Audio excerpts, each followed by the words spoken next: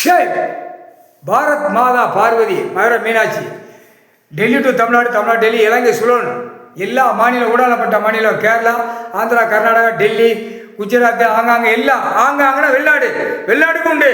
இந்த டெல்லி டு தமிழ்நாடு போட்டாச்சுல எல்லா நாட்டுக்கும், அமெரிக்கா, சிங்கப்பூர், அடுத்த பாகிஸ்தான், அடுத்த அரபுகான், பிறகு துபாய், எல்லா நாட்டுக்குமே நாடி கெட்டி ஒருத்தரவா துட்டு நெத்தியில் ஒட்டி அரசியல் குடும்பத்தாருக்கு போட்டாச்சுடா.